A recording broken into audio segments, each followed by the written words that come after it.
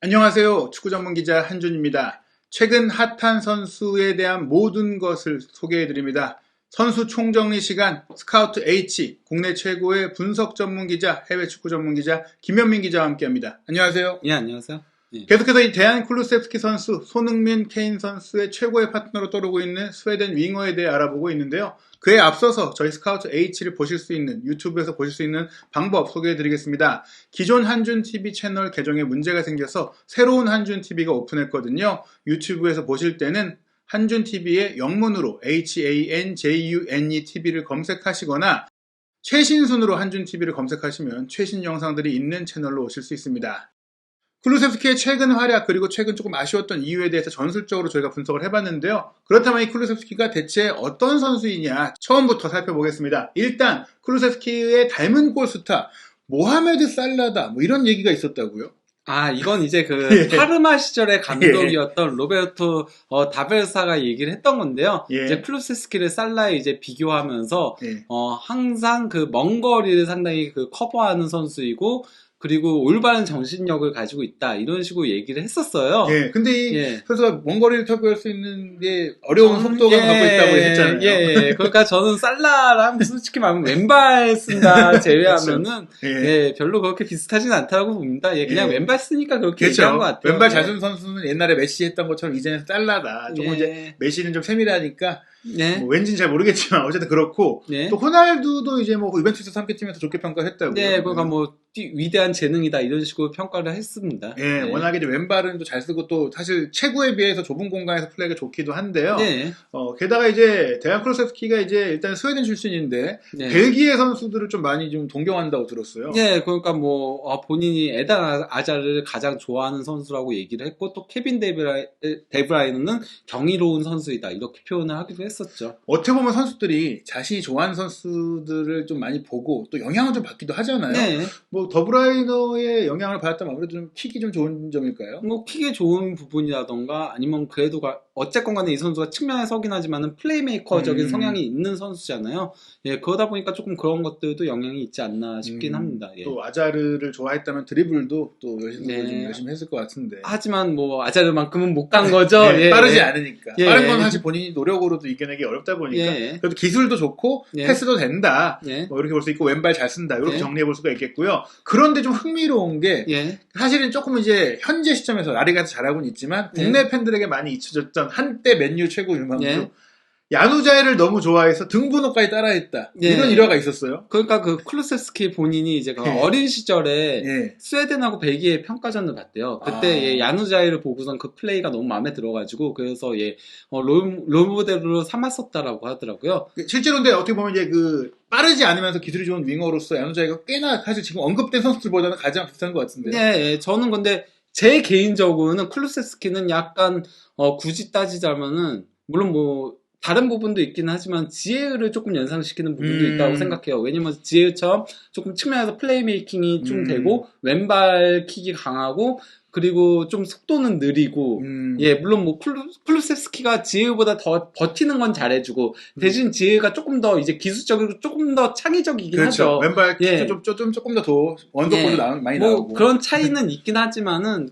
지혜랑 좀 비슷한 부분이 있다고 생각을 하고 또 뭐 다른 의미에서는 좀 마샬하고도 약간 조금 비슷한 부분이 키핑이 되고 조금 떡대가 있는 측면에서 중앙으로 들어오기 좋아하는 유형이라는 부분에 있어서는 약간 좀 물론 뭐 그가 마샬보다 킥이 더 좋고 뭐 이런 거는 있지만은 그런 부분도 있다라고 생각을 합니다. 어떻게 보면 이제 사실 아자르 더브라이너에 이어 야누자이까지 벨기에 대표적인 경기를 보면서 본인이 좀 많은 걸 좀 배우고 느끼는 그런 게 아닌가 싶습니다. 그래서 뭐 이렇게 축구를 다른 팀 경기도 열심히 보고 살피는 쿨루세프스키라고 볼 수 있겠는데요. 일단 쿨루세프스키 제가 봤을 때는 그냥 어립니다. 2000년생 아직은 좀 이제 유망주라고까지 부를 수 있을 나이 같은데요.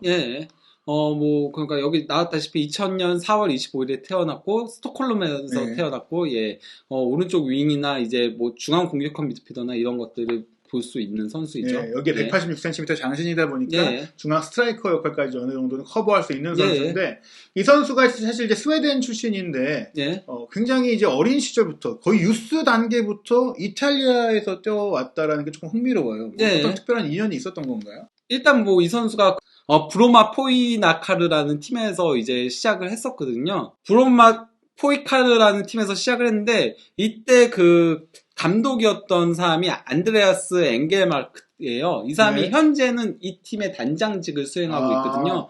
예, 근데 뭐 이 사람이 이제 어렸을 때 이제 가지타고의 인터뷰에서 어린 시절에 이제 쿨루셉스키에 대해서 얘기를 했었는데요. 그에 대한 첫 기억을 물어보면 단 세 단어밖에 떠오르지 않는다. 드리블. 문제는 수비를 하려고 하지 않았기에 그를 지도한 첫날부터 그를 쫓아다니면서 상대를 따라잡으려고 노력하고 수비하는 법을 배워라. 이렇게 지도를 했었다라고 하더라고요. 예, 그런데 어쨌건 간에 이 선수가 이 감독이 예전에 아탈란타에서 지도자 수업을 조금 받았었대요. 이호 감독이? 예, 그가 지도자 포럼 같은 것들 가가지고, 그래서 이제 아탈란타 유스 시스템을 상당히 많이 보고 배웠다라고 하는데, 약간 좀 그 영향도 일정 부분은 아탈란타를 가는 데 있어서의 영향을 끼치지 않았나 싶긴 한 부분도 뭐 2년, 뭐 네트워크도 생겼을 거고, 2년도 있을 거고, 또 얘기 될 수 있고, 사실 이제 책으로 봤을 때 이때만 하더라도 어리다 보니까 좀 호리호리해서, 실제로 이때는 좀 더 드리블을 날렵하게 하지 않았을까, 뭐 생각이 듭니다. 그리고 솔직히 말하면 클루세스키가 그런 얘기를 하더라고요. 아주 어렸을 때는 조금 두각을 드러내지 못했었대요.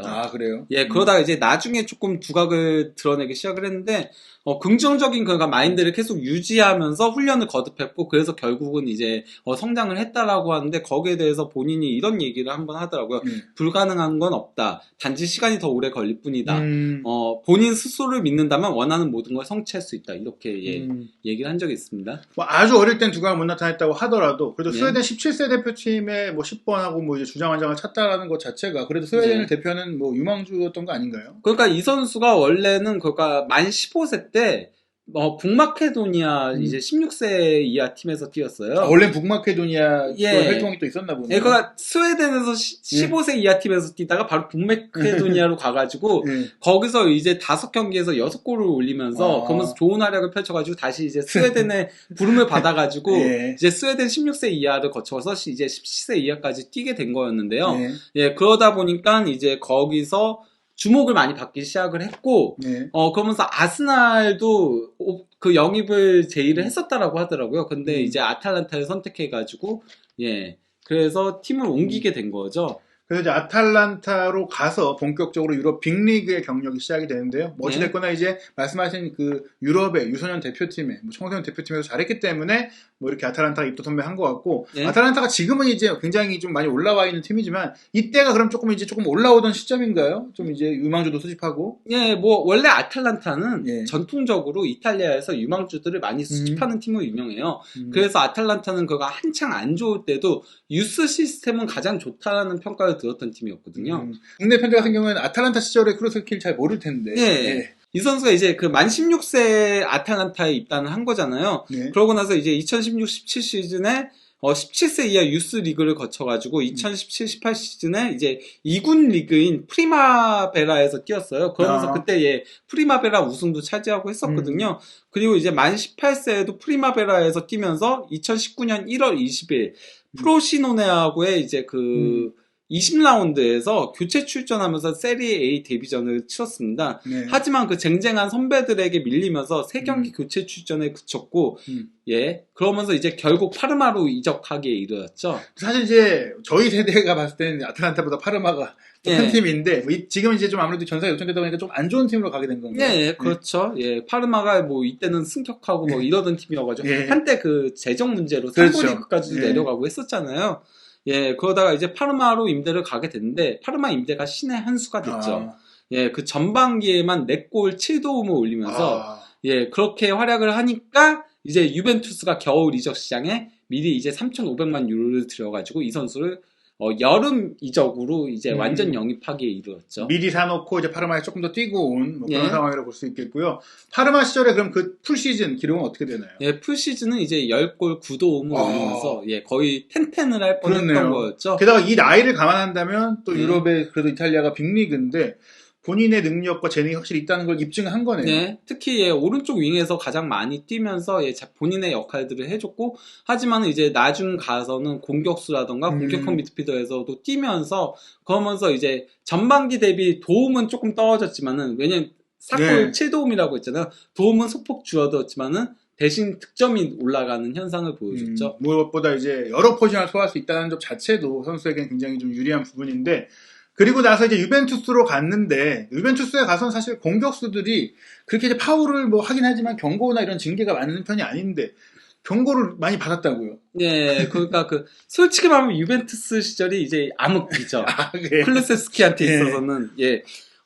쟁쟁한 이제 선배들한테 밀리면서, 뭐 그나마 코파 이탈리아에서는 6경기 3골 3도움으로 선전하긴 했거든요. 1년 6개월 동안 뛰면서.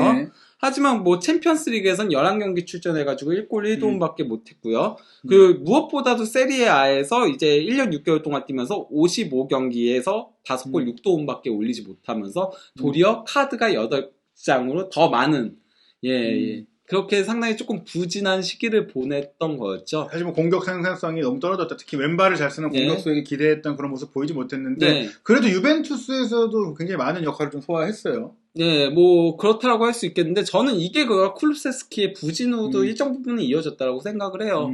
물론 그러니까 뭐 쟁쟁한 선수들이 많다 보니까 교체 출전하는 시간도 많고, 또 그리고 출전 시간이 약간 들쭉날쭉했던 것도 있고, 무엇보다 너무 많은 역할을 하면서 본인이 그러니까 어떻게 해야 될지 잘 모르는 그런 부분들도 있었다라고 생각을 하거든요. 그러다 보니까 선발 출전이 아주 적은 건 아니었어요.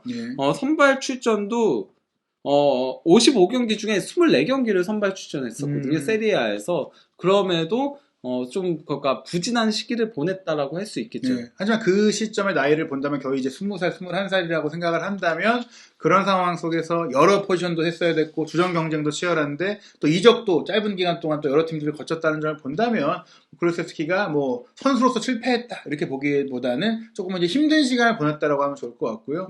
뭐 일단은 그래도 주 포지션은 오른쪽에 많이 쏠려 있는데, 그렇죠. 그런 어려움 속에서 이제 2021-2022 시즌 도중, 그러니까 2022년 1월 이적 시장에 토트넘으로 갑자기 오게 돼서 또 와서는 이제 1편에서 소개해드린 대로 굉장히 잘했는데, 그럼 이제 사실 여러 역할을 소화할 수 있고 아직은 유망주인데 이 선수를 좀 보냈던 배경엔 좀 어떤 일들이 있었나요? 일단 뭐 부진했던 게 가장 크다고 할 수 있겠고요. 팀에서 다소 겉돌았던 부분들도 있고, 무엇보다도 가장 큰 이유는 블라우비치를 영입하고 그리고 자카리아 영입하고 하면서 이 선수들이 들어오면은 그만큼 나가는 선수들도, 선수단 정리도 필요한 거잖아요.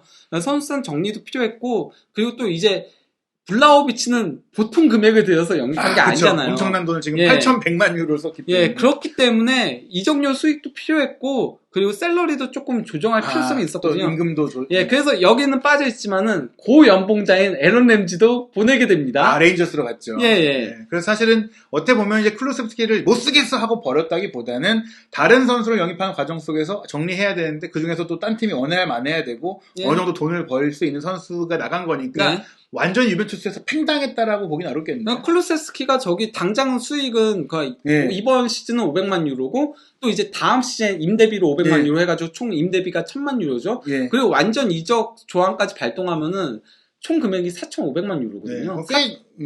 원래 본인들이 영입했던 금액보다는 그래도 1,000만 유로를 더 받아가지고 파는 거예요. 그렇죠. 사실 뭐 이제 이적 시장에서의 결과지, 뭐 이 선수가 뭐 방출됐다, 뭐 이렇게 보진 않아도 될 것 같고, 그런 과정 속에서 이제 벤탄쿠르 선수도 같이 세트로 오게 된 거고, 아무래도 또 이제 파비오 파라티치 디렉터가 유벤투스 이랬다 보니까 이 선수들도 잘 알고 협상도 거의 뭐 약간 일사천리로 그냥 주르륵 되지 않았을까. 뭐 실제로 마지막 날 왔잖아요. 다 실패하다가.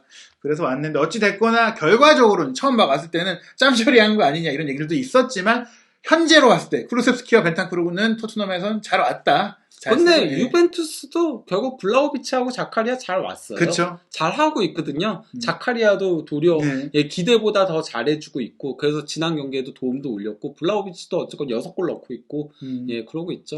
그러니까 윈윈이 된 셈이 됐죠. 그래서 이제 쿨루세스키는 이제 스웨덴을 대표하는 유망주로서 어떻게 보면 이제 본인이 만개했던 첫 유스 클럽에 하필 이탈리아 아탈란타와 인연이 조금 있었던 감독과 함께 일하다가 이탈리아에 와서 이제 새롭게 이번에는 또 잉글랜드에서 도전하게 됐습니다. 쿨루세스키의 여정, 아직은 좀 젊은 선수고 어린 선수다 보니까 긴 상황은 아닌데요. 앞으로도 또 쿨루세스키 선수의 활약에 따라서 추가적으로 또 스토리가 쌓이면 스카우트 H에서 분석해드리도록 하겠고요. 다음 시간 3편에는 쿨루세스키의 스웨덴 대표팀에서의 상황, 쿨루세스키의 인생사, 스웨덴에서는 오히려 쿨루세스키보다 더 유명하다고 하는 여자친구의 이야기까지 비하인드 스토리 전해드리도록 하겠습니다.